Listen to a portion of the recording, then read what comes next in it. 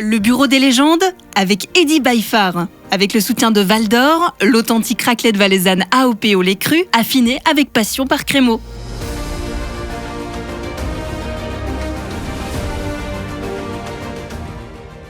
Bonsoir à tous, bienvenue au Bureau des légendes sur le stand Rhône FM, le Nouvelliste. Pour ce dernier rendez-vous de cette foire du Valais, nous avons l'immense plaisir d'accueillir Eddy Baifar. Bonjour.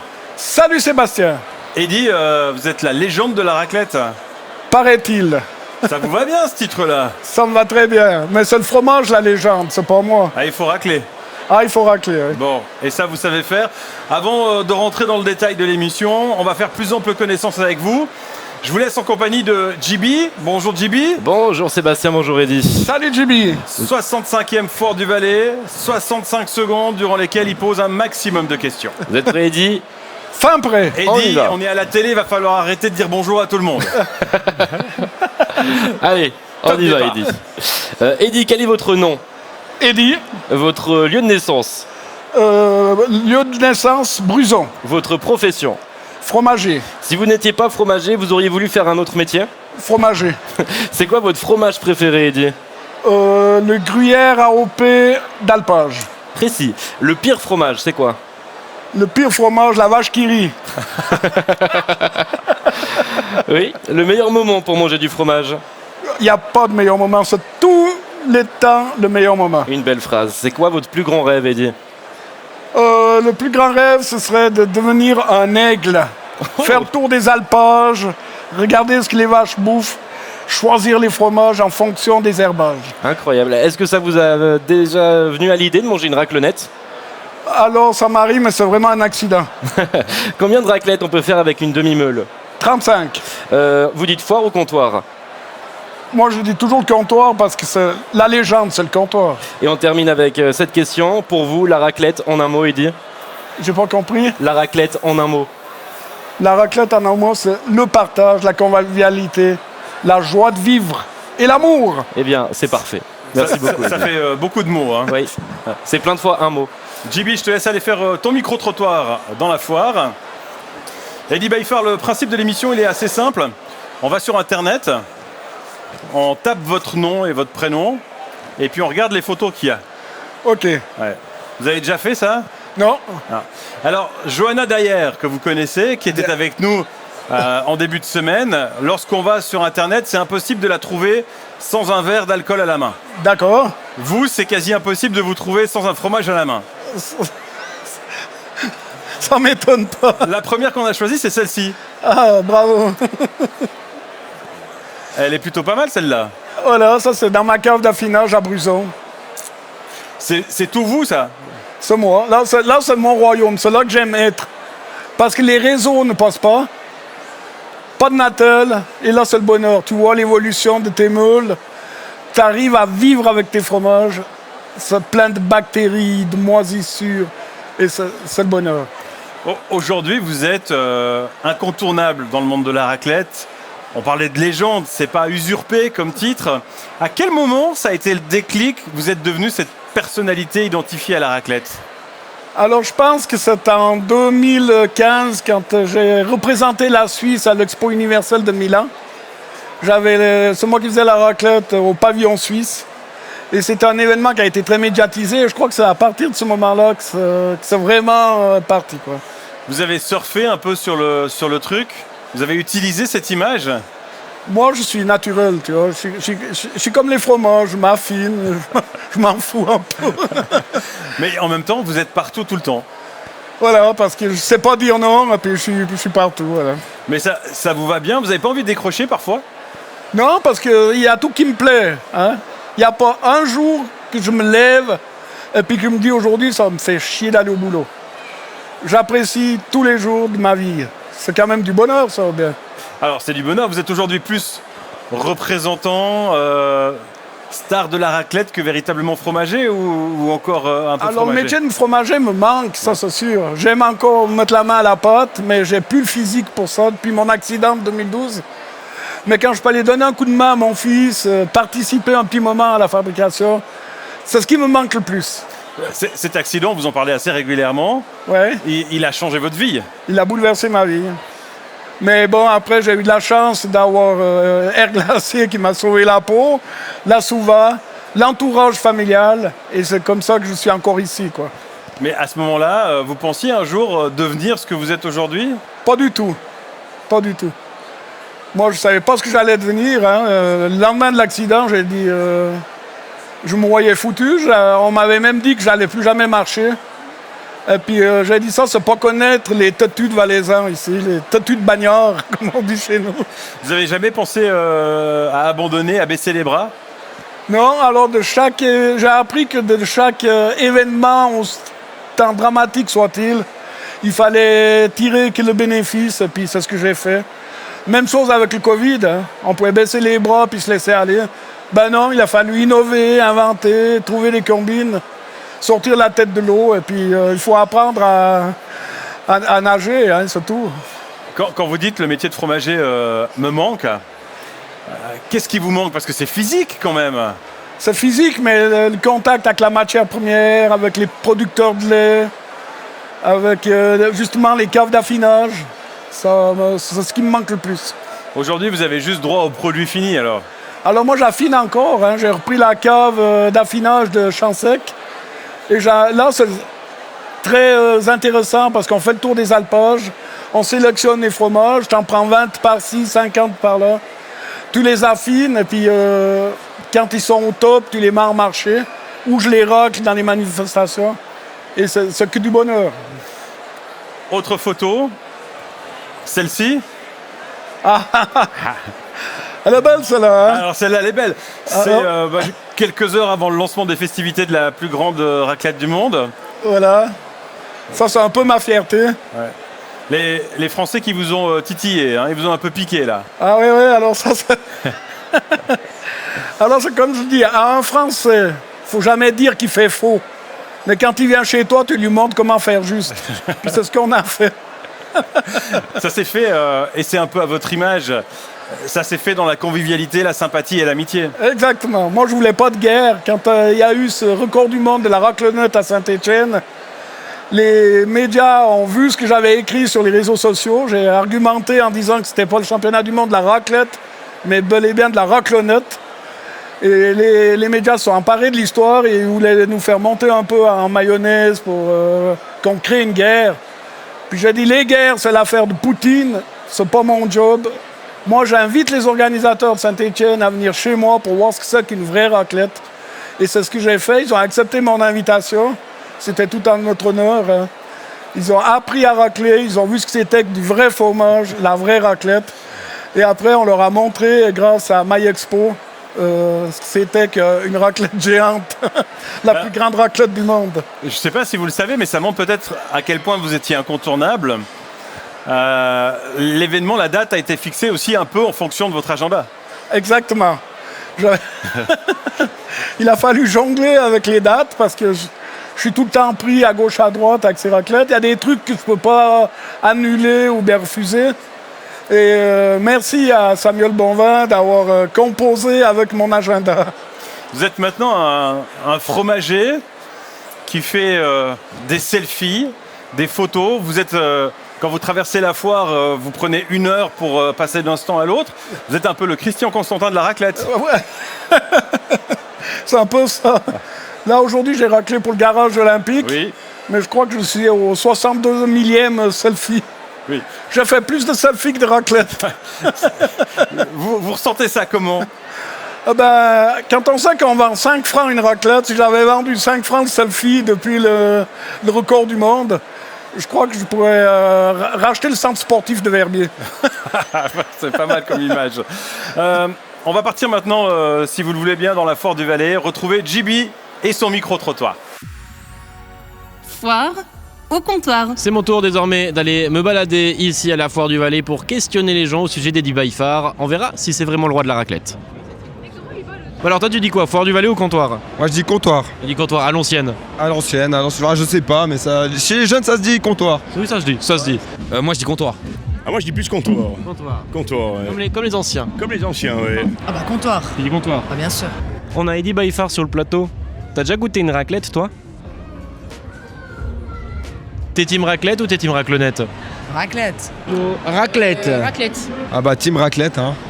On peut pas dire autrement. Ah non, je pense que la raclonnette, c'est polluer la raclette. En Ah, vrai. c'est pas de la vraie. C'est Non, pas de la vraie. c'est se foutre de la gueule de la raclette. Raclonnette. Raclonnette. Voilà. Aïe aïe aïe. Ça va fâcher Eddie Baifar, ça. T'es team raclette ou team raclonnette? Nickel, elle me snob. Raclette. Bah justement, on va parler du dieu de la raclette. Tu connais? Eddie Baifar. Exactement. J'ai été manger chez lui, on m'a dit que ça facilitait pour avoir les papiers. Ah ouais. Et c'est qui le dieu de la raclette?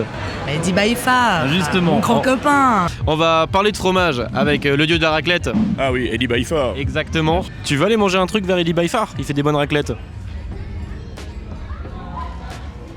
On va faire un petit quiz ensemble. 3 réponses, Eddie Baifar, la raclette ou les deux. On est ok? On est ok. Lequel sont le plus fort?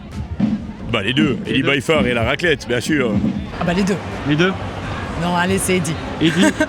Eddie Baifar. Eddie Baifar. Eddie Baifar. Bien sûr. Je dirais les deux. Les deux. Les deux. Je pense les deux. Les deux. Les deux. Vous voulez pas manger une raclette plutôt? C'est quand même mieux, non? Je connais un gars, Eddie Baifar, dieu de la raclette. Lequel est AOP? AOP. Appellation d'origine protégée. Alors je pense que les deux aussi. Les deux. Protégés. Baifar, c'est un produit AOP? Oui, bien sûr. Bah la raclette. Ah, c'est la raclette. Ah la raclette c'est AOP. Lequel est un incontournable en Valais? Ah les deux, Les deux. bien sûr, les deux, sans hésiter. La raclette quand même. Je suis désolé, hein. Je suis désolé pour Eddie Baifar, mais la raclette c'est un incontournable en Valais. Les deux. Les deux. Les deux. Les deux. Après, l'un est mieux avec l'autre. Mais l'un ne va pas sans l'autre. Exactement. Exact. Lequel nous met de bonne humeur à table? Ah les deux, Et lequel réunit les gens à table? bien les deux, toujours. Toujours les deux. Ben oui. Mais Eddie Baifar ne va pas sans la raclette. Alors la raclette va sans Eddie Baifar, mais Eddie Baifar sans la raclette c'est un autre homme. Un autre homme. Ah, ouais. Et mieux vaut qu'il soit avec la raclette? Ah oui, vaut mieux qu'il soit avec la raclette qu'une fondue ou une raclonnette par exemple. Oh là là là là là. Oh là là. Oh bah les deux, clairement. Les deux. Ouais, clairement. Et lequel est à la foire? Bah les deux aussi. Les deux. Ouais. Eddie Baifar. C'est Eddie Baifar qui est à la foire. Oh, on voit pas. Moi, je sais pas. J'ai pas trouvé de stand raclette. Hein. Quand on a cherché, mais on n'a pas trouvé. Ah les deux, Les deux. ouais, bien sûr. Les deux sont à la foire. Les deux sont à la foire. Et ben- Toujours sur les bonnes occasions. Les deux. Les deux. Les deux. Et t'as mangé une raclette déjà aujourd'hui? Pas encore. Pas encore. Pas encore. Bientôt. Ce soir. Ce soir. Ce soir, on va Pour manger la raclette. accompagner le blanc.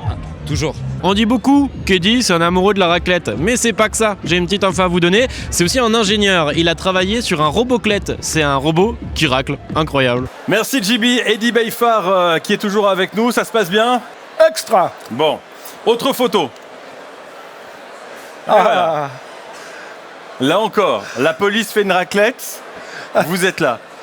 Alors ça me rend service aussi de temps en temps. Ouais. De temps en temps, quand je rentre d'une raclette, par exemple de Morgin, puis qu'il y a un contrôle de police, Allez-y, monsieur Baifar. allez-y, M. Baifar, ils me reconnaissent. Vous êtes partout où il y a de la raclette. Vous arrivez à gérer votre emploi du temps? Alors c'est compliqué. C'est compliqué parce que j'ai des dates justement qui se chevauchent. J'essaye de faire acte de présence partout, mais j'arrive pas. Parce qu'il y a des trucs qui se passent à Genève, à Lausanne. La semaine passée, j'étais à Copenhague. J'ai pas pu faire, malheureusement, la cérémonie d'ouverture de la Foire du Valais. À mon grand regret, mais j'étais très bien représenté. Et j'essaye d'avoir des soupapes. Et ça va bien.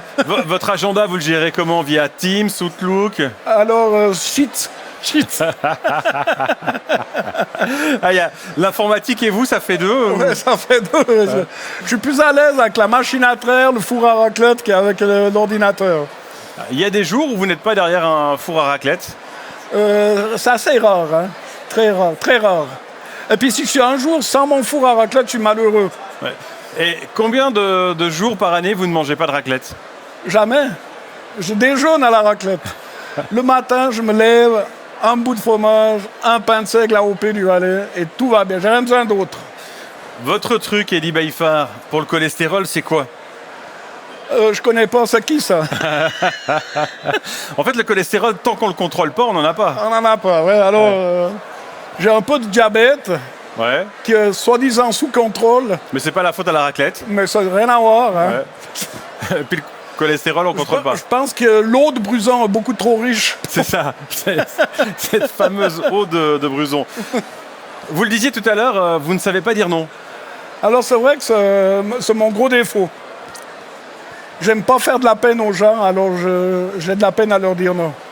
Mais il y a des journées quand même où vous avez envie de lâcher, Oui, de alors respirer. quand je peux me retirer dans mon chalet au Mayen de Bruzo, j'ai un chalet à moi.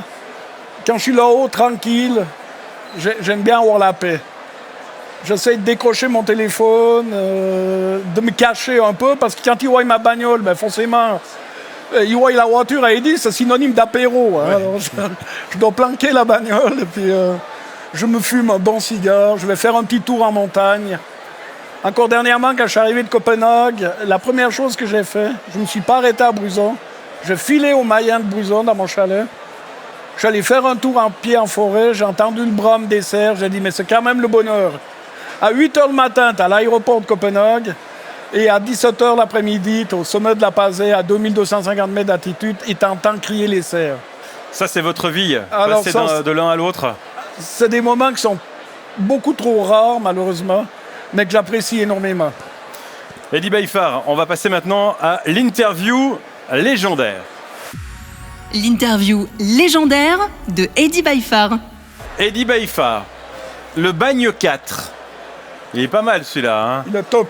Il a remporté un prix dans une compétition. C'était laquelle déjà? Le World Cheese Award. Vous vous êtes entraîné. Je me suis entraîné. Vous vous êtes entraîné. Alors je dis toujours, le Ban 4, c'est pas le Challenge League, c'est le Champions League. Ouais. Vous avez fait des progrès en anglais. Je m'entraîne. C'est ça. Avec qui vous rêveriez de partager une raclette?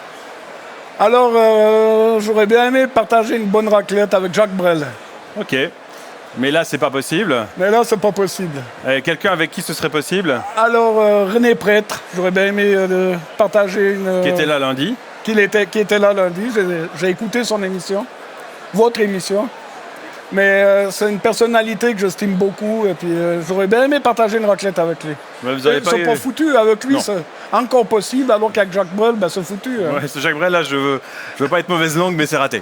Parce que faut pas être négatif non plus. La dernière fois que ça a passé à la raclette, c'était quand? Alors, justement, lors d'un contrôle de police. Ah, c'était à la raclette. C'était vraiment la raclette. Ah oui, d'accord. Mais ça passait. Ça a passé. Combien de raclettes peut-on consommer en un repas selon vous? Alors, la moyenne, je dirais, parce qu'il y a deux moyennes. Hein. Il y a la moyenne d'été et la moyenne d'hiver. Ouais. On dit que la raclette, c'est pas un plat d'été. En Valais, c'est un plat annuel, la raclette. En alpage, il fait frais, on peut manger la raclette. Bien sûr. On en mange quand même un petit peu moins. Alors, moi, je dis l'été, les femmes en mangent 4 de moyenne et 5 les hommes. Et tu en rajoutes une pour l'hiver. Pour le dessert. Non, l'hiver. Et le dessert. L'hiver, ils en mangent une de plus. Ok. Le plus de raclette que quelqu'un ait mangé devant vous? Dans mon restaurant, c'est 34 portions. Une demi-meule pour un seul personnage. C'est un journaliste néo-zélandais. Ça faisait 15 jours que j'avais ouvert mon restaurant Raclette House avec ma femme. Bah, c'était gratuit, c'est pour ça. Non, c'était raclette à volonté, 25 oui. francs. Ouais. Et puis machin, il me téléphone à 20h30. Il réserve pour venir avec sa compagne manger une raclette. Puis Cathy, elle me dit, mais pourquoi tu prends une réservation à 20h30? Ils vont arriver, c'est 21h. Quand il a fini de souper, ce sera l'heure de la fermeture, on s'en sort pas. Puis j'ai dit, écoute, un Néo-Zélandais, journaliste, il va en manger 2, puis c'est terminé. 34 portions, 12 s'accompagnent. J'étais bluffé. Le lendemain, j'ai enlevé l'option raclette à volonté. Fini, terminé. Vous avez eu des nouvelles de ce journaliste depuis? Je l'ai jamais revu. Je sais pas s'il a atterri. Est-ce qu'il s'est réveillé le lendemain? Non, c'est rien. Ah, c'est pas mal Plus ça. jamais revu. Qui est le plus mauvais racleur que vous ayez rencontré? Oh là là. Alors, j'en ai rencontré des pitres,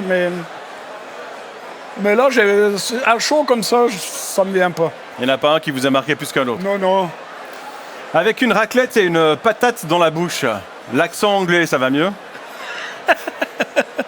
Question suivante. Eddie Baifar avec nous. Photo suivante. Aïe, aïe, aïe. Mon ami Claude Lussier. Il y a de la concurrence au niveau du fromage, hein? Non, alors c'est un partenariat. Claude Luisier, c'était mon premier grand client quand j'avais la fromagerie à Bruzon. Il m'a beaucoup mis en avant. C'était un personnage connaisseur.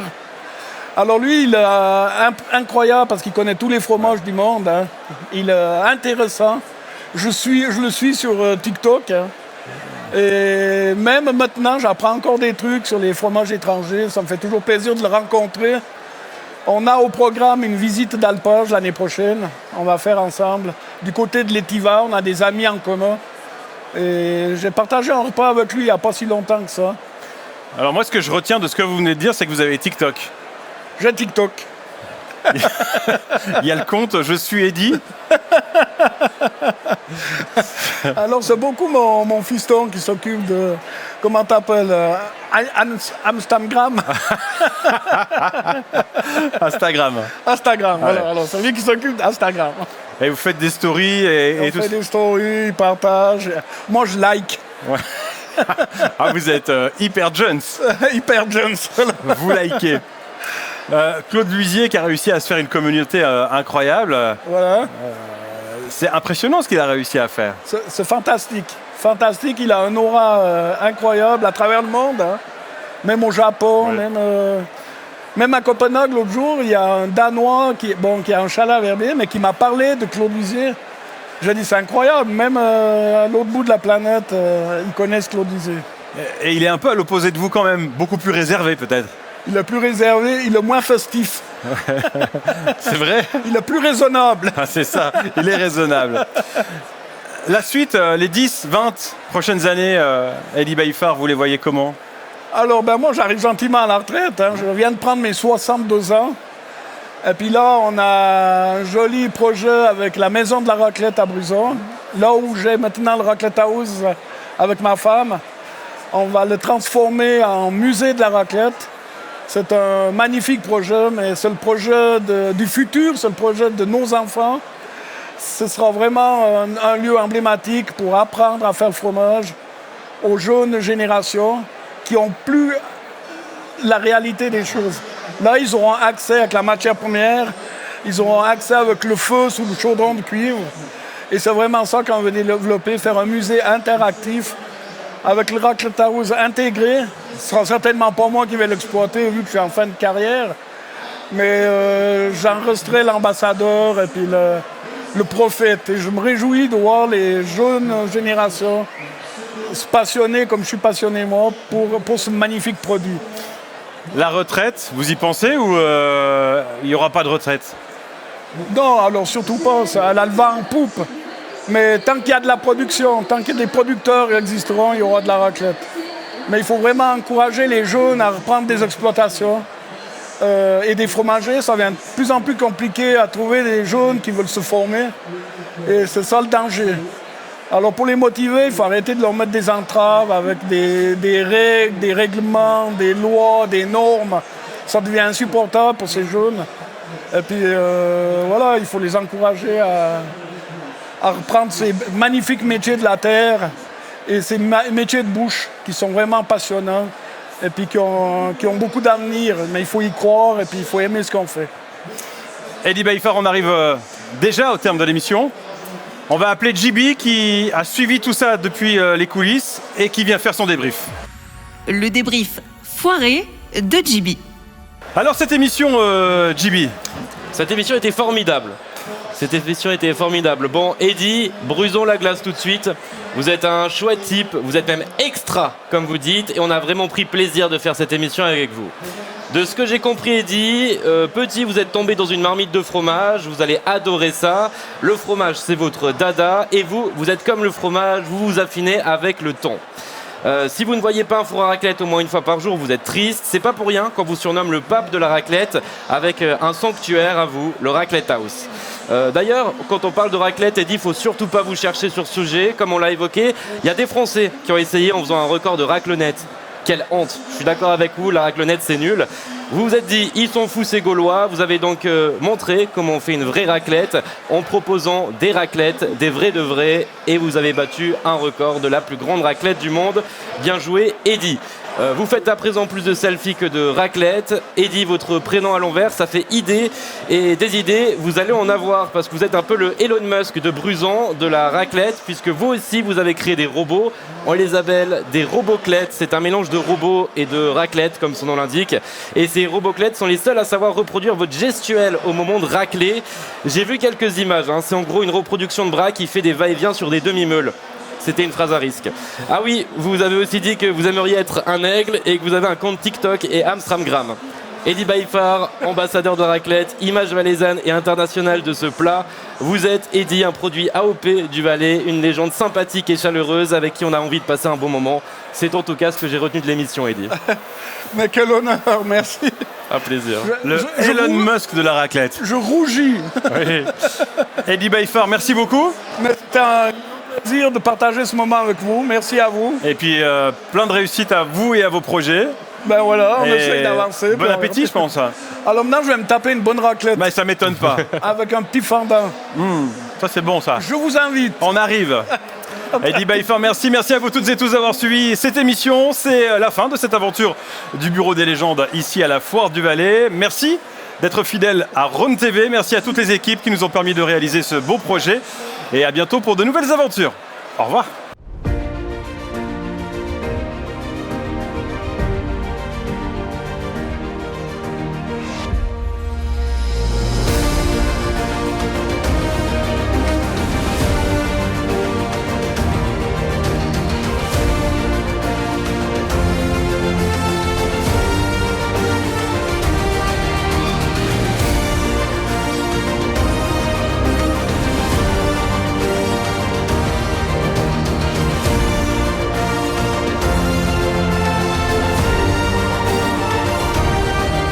Le Bureau des légendes avec Eddy Byfar. Avec le soutien de Val d'Or, l'authentique raclette valaisanne AOP au lait cru, affinée avec passion par Crémeau.